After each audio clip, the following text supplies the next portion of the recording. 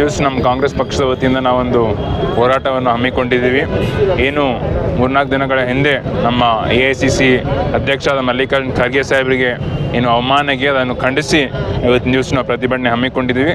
ಮಲ್ಲಿಕಾರ್ಜುನ್ ಖರ್ಗೆ ಸಾಹೇಬರು ಏನು ಉತ್ತರಾಖಂಡದಲ್ಲಿ ಅವರು ಭಾಷಣ ಕೊಟ್ಟಿದ್ದಾರೆ ರಾಮಲೀಲಾ ಮೈದಾನದಲ್ಲಿ.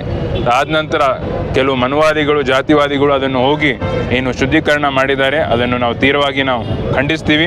ಇಷ್ಟು 80 ವರ್ಷ ಆದಮೇಲೂ ಕೂಡ ನಮಗೆ ಸ್ವಾತಂತ್ರ್ಯ ಸಿಕ್ಕಿದಾದ್ಮೇಲೂ ಕೂಡ ಈಗಲೂ ಕೂಡ ದೇಶದಲ್ಲಿ ಇನ್ನು ಜಾತಿವಾದ ಒಂದು ಮನಸ್ಥಿತಿ ಇದೆ, ಅದು ಇರಬಾರ್ದಾಗಿತ್ತು. ಆದರೆ ಈಗ ಏನು ಕೇಂದ್ರದಲ್ಲಿ BJP ಸರ್ಕಾರ ಇದೆ, ಉತ್ತರಾಖಂಡದಲ್ಲಿ ರಾಜ್ಯ ಸರ್ಕಾರ ಇದೆ, ಅದನ್ನು ಬೆಂಬಲಿಸ್ತಾ ಇದ್ದಾರೆ. ಯಾವುದೂ ಕೂಡ ಕ್ರಮ ತಗೊಂಡಿಲ್ಲ. ನಮ್ಮ ವಿರೋಧ ಪಕ್ಷದ ರಾಜ್ಯಸಭೆಯ ವಿರೋಧ ಪಕ್ಷದ ನಾಯಕರಾದ ಮಲ್ಲಿಕಾರ್ಜುನ್ ಖರ್ಗೆ ಸಾಹೇಬರು ರಾಜ್ಯಸಭೆಯಲ್ಲೂ ಕೂಡ ಧ್ವನಿ ಎತ್ತಿದ್ರು. ಆದರೂ ಕೂಡ ಸರ್ಕಾರದ ವತಿಯಿಂದ ಯಾವುದೇ ಕೂಡ ಉತ್ತರ ಸಿಕ್ಕಿಲ್ಲ ಮತ್ತು ಅದು ಕೂಡ ಕ್ರಮ ಆಗಲಿಲ್ಲ. ಅದಕ್ಕೆ ನಾವು ಈಗಲೇ ನಾವು ಒತ್ತಡ ಹಾಕ್ತಾ ಇದ್ದೀವಿ. ಯಾರು ಈ ಥರ ಮಾಡಿದ್ದಾರೆ ಅವರನ್ನು ಬಂಧಿಸಿ ಅವ್ರ ಮೇಲೆ ಕ್ರಮ ಆಗಬೇಕು. ಅದ್ರ ಜೊತೆ ಉತ್ತರಾಖಂಡಿನ ಮುಖ್ಯಮಂತ್ರಿ ಕೂಡ ರಾಜೀನಾಮೆ ಕೊಡಬೇಕು. ಯಾಕಂತಂದರೆ ಇಷ್ಟೆಲ್ಲ ವರ್ಷ ಆದಮೇಲೂ ಕೂಡ ಇವರು ಈ ಥರ ಒಂದು ಮನಸ್ಥಿತಿ ಇಟ್ಕೊಂಡು ಒಂದು ಅನ್ಟಚಬಿಲಿಟಿ ಅಥವಾ ಜಾತಿವಾದ ಮಾಡ್ತಾರೆ ಅಂತಂದರೆ ನಮ್ಮ ದೇಶದಲ್ಲಿ ನಾವು ಸಹಿಸ್ಲಿಕ್ಕೆ ಆಗೋದಿಲ್ಲ. ಅದಕ್ಕೆ ನಮ್ಮ ಪಕ್ಷದ ವತಿಯಿಂದ ಎಲ್ಲರ ವತಿಯಿಂದ ನಾವು ಒತ್ತಡ ಹಾಕ್ತಾ ಇದ್ದೀವಿ. ಯಾಕಂದರೆ ನಾನು ಇನ್ನೊಂದು ವಿಷಯ ಹೇಳಬೇಕು, ಸಂಸತ್ನಲ್ಲೂ ಕೂಡ ನೋಡ್ತೀನಿ. ಈಗ ನಮ್ಮ ಕಾಂಗ್ರೆಸ್ ಪಕ್ಷದವರು ನಾವು ಜೈ ಶ್ರೀರಾಮು ಅಂತೀವಿ, ಜೈ ಭೀಮು ಅಂತೀವಿ, ಜೈ ಸಂವಿಧಾನ ಅಂತೀವಿ. ಆದರೆ BJPಯವರು ಯಾವತ್ತೂ ಕೂಡ ಜೈ ಭೀಮ್ ಜೈ ಸಂವಿಧಾನ ಅವ್ರು ಅನ್ಲಕ್ಕೆ ಹೋಗಲಿಲ್ಲ. ಯಾವಾಗಲೂ ಕೂಡ ನಾವು ಸಂಸತ್ನಲ್ಲಿ ಜೈ ಸಂವಿಧಾನ ಅಂತ ನಾವು ಕೂಗ್ತೀವಿ, ಅವ್ರು ಯಾವತ್ತೂ ಅವ್ರಿಗೆ ಮಾಡ್ಲಕ್ಕೆ ಹೋಗಿಲ್ಲ. BJPಯವರು ಯಾವತ್ತೂ ಸಂವಿಧಾನ ಮೇಲೆ ನಂಬಿಕೆ ಇಟ್ಟಿರೋರಲ್ಲ. ಅದಕ್ಕೆ ನಾವೆಲ್ಲರೂ ಕೂಡಿ ಒಗ್ಗಟ್ಟಾಗಿ ಇದನ್ನು ಖಂಡಿಸ್ತೀವಿ. ಯಾವ ರೀತಿ ಹಿಂದೆ 2024ರಲ್ಲಿ ಅವರಿಗೆ ನಾವು ಚುನಾವಣೆಯಲ್ಲಿ ಅವರೇನು 400 ಪಾರ್ ಅಂತ ಅಂದಾದ್ಮೇಲೆ 240 ತನಕ ಬಂದು ನಿಂತರು. ಆದಮೇಲೆ ಅವರಿಗೂ ಕೂಡ ಗೊತ್ತಾಯಿತು ಸಂವಿಧಾನದ ಒಂದು ಬೆಲೆ. ಅದಕ್ಕೆ ಈಗ ಅವರು ಹಳ್ಳು ಅವರು ತಿದ್ದುಪಡಿ ಮಾಡ್ಕೊಳ್ತಾ ಇದ್ದಾರೆ.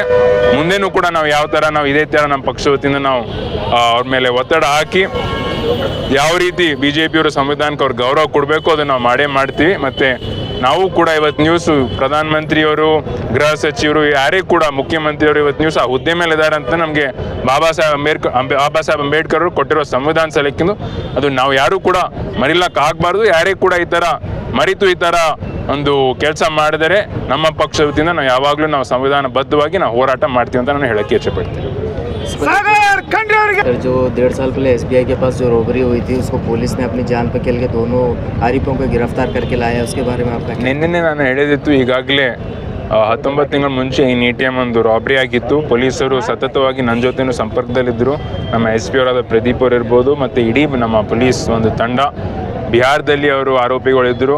ಭಾಳಷ್ಟು ಅವರು ಬಿಹಾರ ಸರ್ಕಾರದ ವತಿಯಿಂದ ನಮಗೆ ಎಷ್ಟು ಸ್ಪಂದನೆ ಸಿಗಬೇಕಾಗಿತ್ತು ಅಷ್ಟು ಸಿಗ್ತಾ ಇರಲಿಲ್ಲ. ಆದರೂ ಕೂಡ ಅವರು ಸತತವಾಗಿ 1.5 ವರ್ಷದಿಂದ ಅವ್ರು ಪ್ರಯತ್ನ ಮಾಡಿ ಅವರು ಮಾಡಿದ್ದಾರೆ.